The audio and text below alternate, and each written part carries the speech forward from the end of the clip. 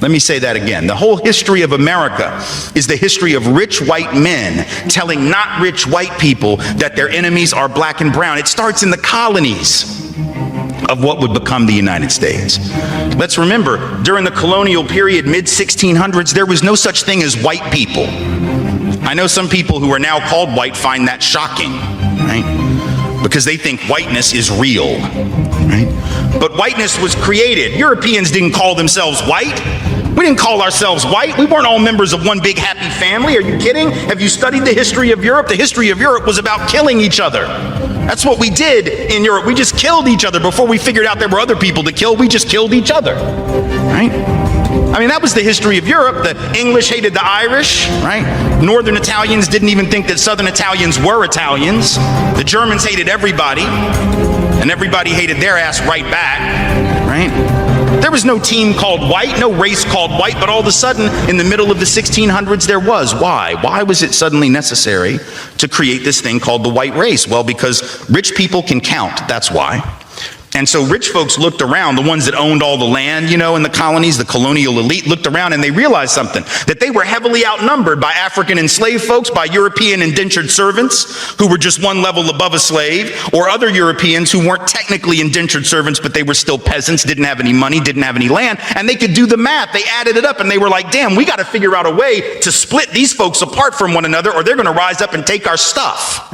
In that sea of silence, where most who are called white would look away, Highlanders and lowlanders just fought the hell out of each other.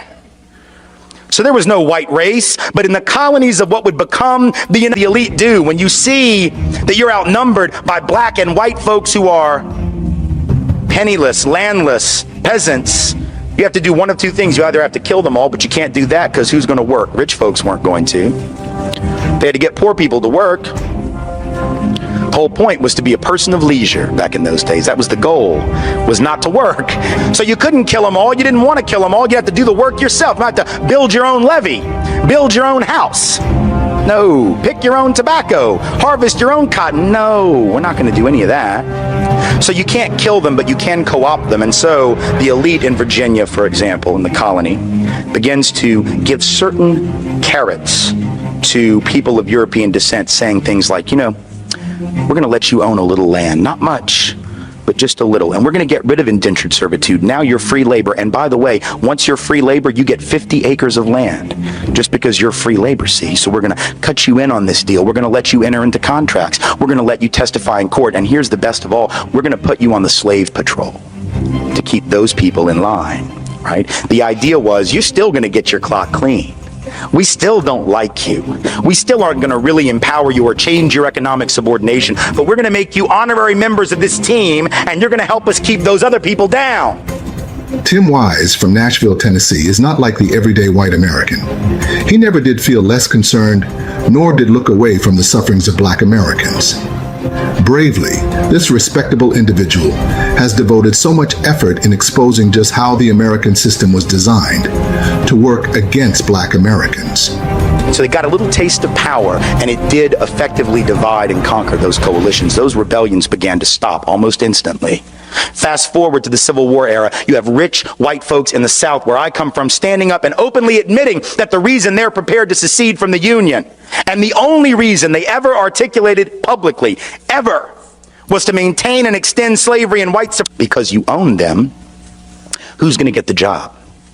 Not me. In other words, slavery actually undermined the wages and the wage base, the economic floor of the typical white working class or low-income person. But they were told, if these people are freed, they're going to take your job. No, fool, they got your job. That's the point. And so at some level, again, working class white people being harmed by white privilege, relatively being advantaged, right? Being given a leg up, being given a membership to the club, but in absolute terms being kept economically subordinated by the very thing that gave them a sense of superiority. How's that for irony? Then in the present era, this hasn't stopped. This is not ancient history. Now we have people running around insisting that we should close the border with Mexico because if we don't, the wages of working class people will continue to fall. The implication being that the only reason workers are paid like crap in this country is because the border is open. But if you believe that, you would actually have to believe that if that border were closed, that all these owners of capital and industry would just say, oh, well, you figured us out. Here, it's a raise. Do we really believe that the only thing keeping bosses from paying people more is the presence of low-wage, medium, semi-skilled labor from south of this artificial border? Is that really what we believe? We know that if that border is closed, it isn't going to be closed to capital. It isn't going to be closed to goods. If you have a border that can be crossed by capital looking for the highest return on investment or goods looking for the highest price, but labor is chained to its country of origin, how is that going to work to the benefit of working people? By definition, it doesn't. By definition, it immiserates the working class. Divide and conquer. By breaking ranks, Mr. Wise inspired others to re-examine their own biases against black people and set their paths straight. His unconventional perspective shed light on hidden truths. But the best example of all, perhaps, in the contemporary era, in the greater New Orleans area after Katrina. Here you have two communities that were the most hard hit. The lower 9th Ward, mostly black community, 94% African American, about 40% official poverty rate, heavy working class community. And right across the canal, St. Bernard Parish, Chalmette, 95% white, also working class, high levels of poverty, economically very similar. And at the end of the day, in those first few days of September 2005, more similar than they probably would have realized. Because when those levees broke, they all got their stuff jacked. They all got their stuff destroyed. But if you had asked white folks in Chalmette, and I've done it, who was the cause of the problems in the greater New Orleans area prior to that flooding, they would have pointed across that canal at those black folks, wouldn't have called them black folks, and would have said, there, that's the problem. 70% of the white folks in St. Bernard Parish voted for David Duke, white supremacist, neo-Nazi, former head of the largest Ku Klux Klan group in the United States when he ran for governor in 1991. 7 out of 10 gladly voted for him because he was blaming black folks for all of their problems, and they bought it. What's the irony? The irony is that while they were blaming black people for their problems, while they were blaming black people for the conditions of the greater New Orleans area in which they lived, nobody was paying attention, least of all they, to the fact that these white elite politicians, either in Baton Rouge or in Washington, whose job it was to secure those levees, to make sure that levy funds were spent in the proper way and that they were spent at all. What if I told you that racism in America did not start because people simply hated others who looked different? According to activist and anti-racism educator timwise, racism in the United States was engineered, deliberately created as a tool to protect the interests of the wealthy and powerful. In today's video, we'll break down timwise's powerful insight into the origin of racism in America, how it was constructed to divide people, and why understanding this history is the key to dismantling racism today. Watch and pay attention, and I will share my thought later. Those mostly white and mostly elite politicians did nothing. At the end of the day, it wasn't just the black folks in the lower 9th Ward they didn't care about. They really couldn't have given a rat's ass about those poor and working class white folks either. And yet, when the people of Chalmette, people of St. Bernard Parish got back into session, first time they had a city council meeting, parish council meeting after the flooding, the lights aren't even on yet. The water isn't even hooked up. And the first order of business was to pass an ordinance saying that you couldn't rent property in St. Bernard Parish to anyone who wasn't a blood relative. Now, I'll leave it to your imagination as to why you'd want to pass a law. That law had never existed before. But now that it's been emptied out and you don't know who might come back, that's a damn good way to keep black people out, isn't it? Because if you're 95% white to begin with, if you pass an ordinance that says that, that's a great, you can't say no blacks need apply. You can't say no blacks allowed, but that was an ingenious way to get around the law. Now, they got caught. There was a lawsuit threatening they got rid of the ordinance. But my point in bringing it up is to say, once again, divide and conquer is working. These white folks in Chalmette need to march across that canal and join hands with the black folks who've been sitting there more than willing to work with them for an awful long time, and march on Baton Rouge and march on DC and march on the Corps of Engineers and recognize their commonality of interest. But the whiteness and the lure of whiteness has tricked these have nothing in their bank account white people into believing that they got more in common with the rich white folks on St. Charles Avenue that didn't lose anything in that flooding than they have in common with the black working class folks who live about 500 yards away. Supporting Tim Wise's claims, several studies show that racial disparities in income, wealth, education, imprisonment, and health outcomes persist to this day. The beliefs and narratives that Black Americans have about institutional harm have long been studied by scholars in the health and social sciences and the humanities. Narratives about how institutions were designed to hold Black people back also surfaced in several of the online focus groups Pew Research Center conducted with this study just last year. To measure the prevalence of these narratives of mistrust, they would conduct a survey of 4,736 Black adults in the U.S. from September 12th to September 24th, 2023. First respondents were asked if they had ever heard a series of statements about how U.S. institutions might intentionally or negligently harm Black people. Respondents were then asked if they thought these harms were also happening to Black people today. Here are some key findings about Black Americans' beliefs in institutional mistrust. 76% of Black adults say Black public officials today are singled out to be discredited in a way that doesn't happen to white public officials.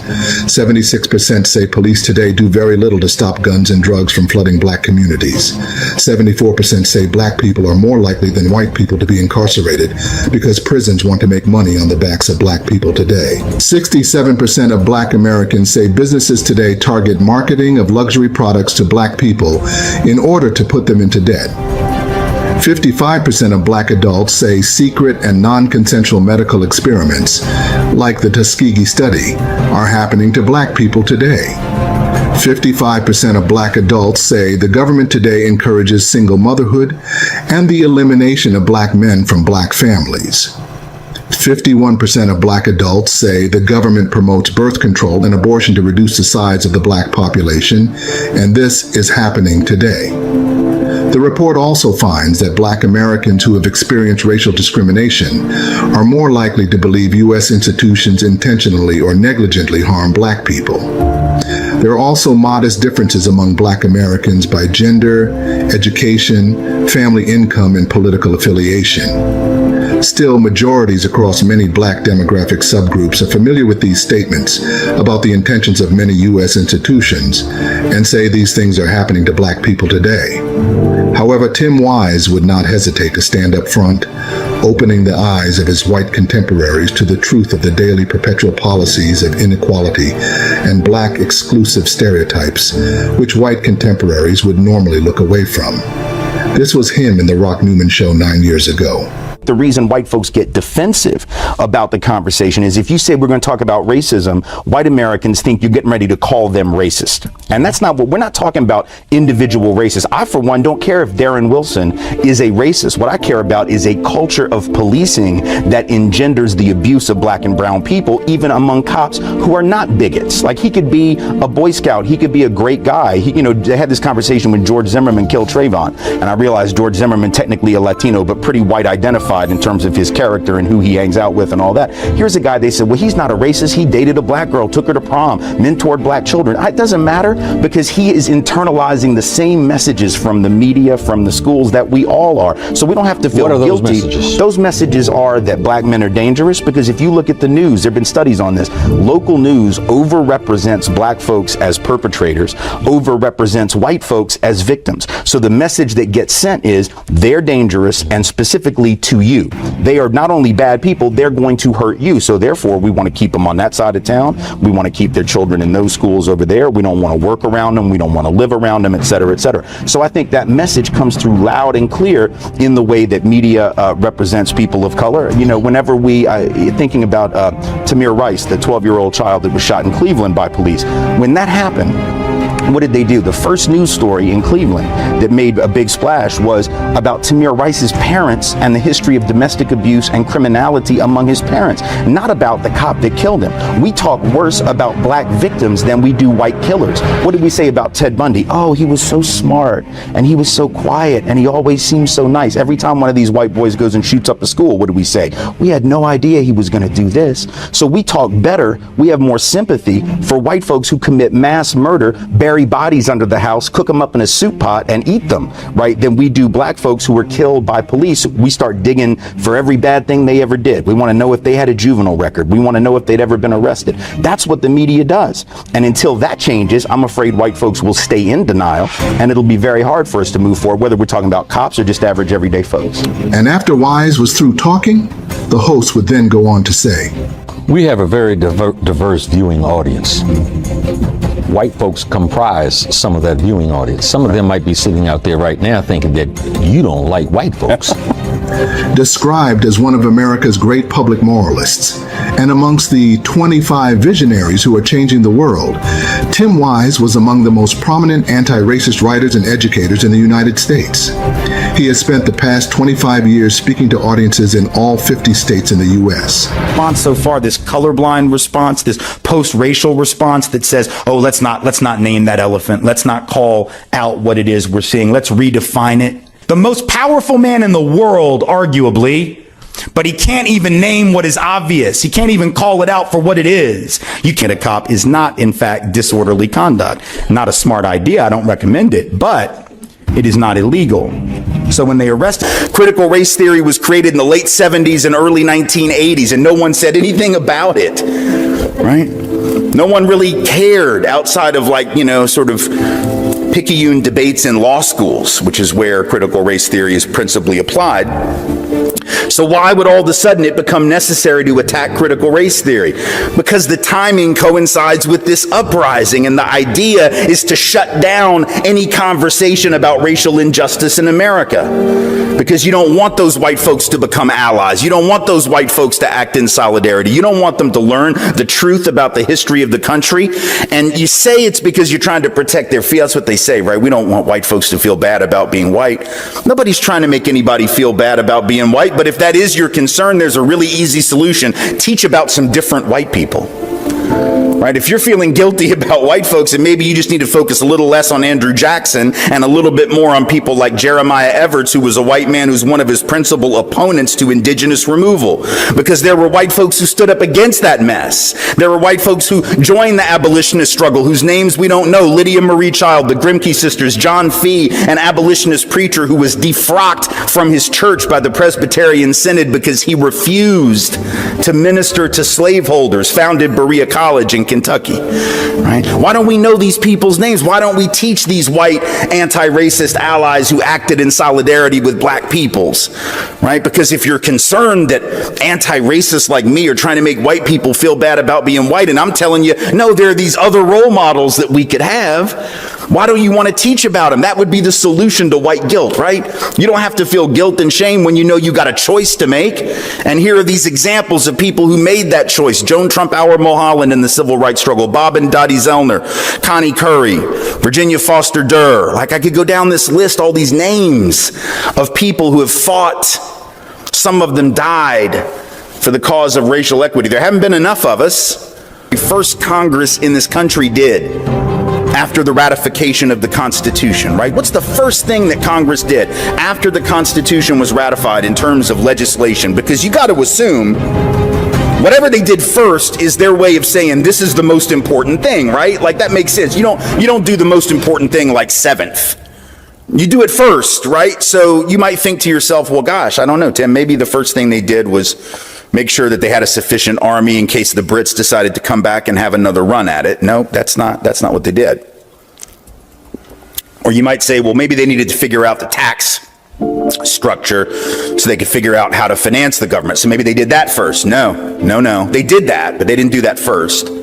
Right. The very first substantive piece of legislation that Congress passed after the Constitution was ratified was a thing called the Naturalization Act of 1790. It's not something we learn about in history class, very many of us in high school. I certainly didn't. And I was in AP history, which they say is the history for the smart kids, right? But they apparently didn't think we were smart enough to handle this truth, even in the 1980s, let alone now with all this backlash happening. What did the Naturalization Act of 1790 say? The first thing that Congress decided to take care of. What did it say? It said that all free white persons and only free white persons could be citizens of the United States. In other words, the most important order of business in the mind of the founders and the first Congress was to make sure that everybody understood, before we dealt with the army, before we dealt with taxes, before we dealt with tariffs, before we dealt with any of the economic stuff, just make sure y'all know that this new thing here is for us and only us. And nobody who is not white will be considered a citizen of the United States. That tells me that white supremacy is there at the birth, right? It, of course, was there before that, really going back to the colonial period. But I'm just saying, in the actual history of the country's laws, it's there from the beginning. Again, not an opinion. There is no rebuttal to what I just said. It happened, and it reads exactly as I say it reads, with the intention that I suggest it had.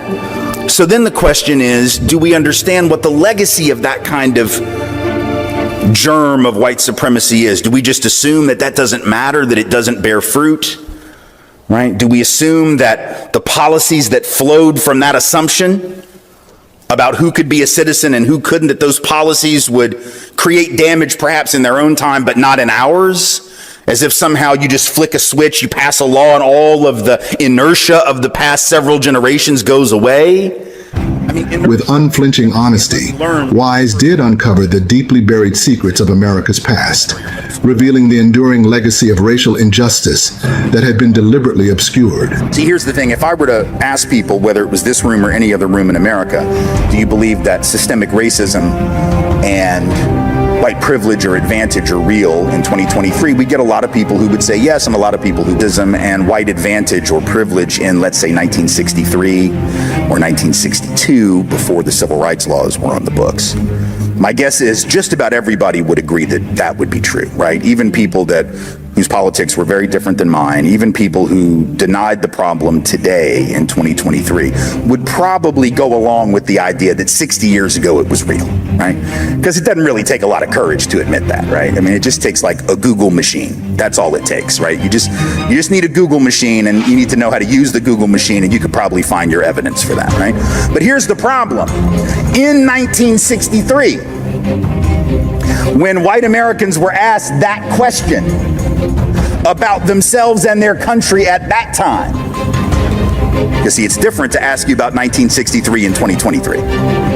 But when white folks were asked that question in 1963, when it was happening, when it was the present, not 60 years in the rearview mirror, and they were asked it by the Gallup organization in that year. The question was, do you believe black folks are treated equally in your community in education, housing, and employment? Now, come on, y'all. It's 1963.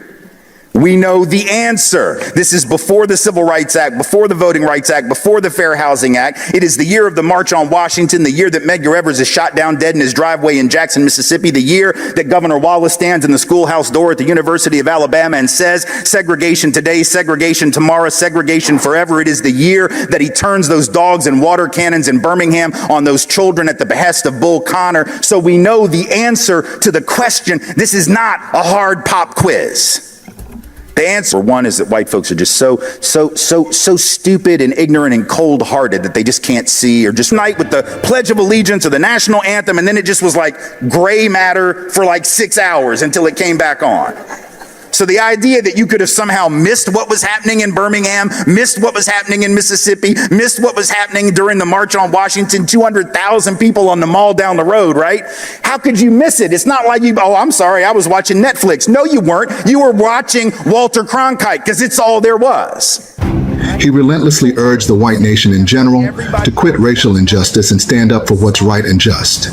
Even when people are generally very progressive in the way that they think about a number of social issues. When we talk about race and we talk about racism, we almost always focus on the other, right? Those who were different from the dominant norm, whatever the dominant norm may be. So we put the spotlight on them and therefore the pressure. We put the attention on them and therefore the pressure. We may ask, for instance, what's wrong with them? And how can we fix them? How can we bring them, whoever they may be, into the mainstream of the economy? How can we bring them into the mainstream of the economic and educational systems? How can we make their lives better? And what do we need to know about them so as to help them improve their lives? But the underlying assumption of all of those statements and all of those things, even if they are well-intended and sound nice, the underlying assumption of all of them is that the deficit is to be found in the marginalized population, that they are the ones with the deficit, that they are the ones who need to be fixed. But what if the deficit is in the dominant culture, and we're just not paying attention to that? What if the conditions of life experienced by marginalized populations, whether First Nations peoples here in Canada, whether Indigenous and First Nations peoples in the United States, or African Americans or Latinos in the United States, whoever it is, all the assets you were able to develop, all the revenue you were able to generate, I can't wait to take advantage of that. But as for all those outstanding debts that you ran up, like your bills and the loans that you took out so that you could grow the company, no, I don't have any intention of paying those. That was the last CEO. You really should have gotten him or her to do that. You know, I'm new, I'm innocent, I just got here, you see. There's a difference between guilt and responsibility. Timwise argues that racism in America was not inevitable. It was a political and economic strategy. In the 1600s, in colonial Virginia, poor Europeans and Africans often worked side by side as indentured servants. They faced brutal working conditions and, in many cases, found common ground. Some even rebelled together, like during Bacon's rebellion in 1676, where both black and white laborers rose up against the ruling elite. This terrified the wealthy landowners. Why? Because unity between poor blacks and poor whites threatened their power.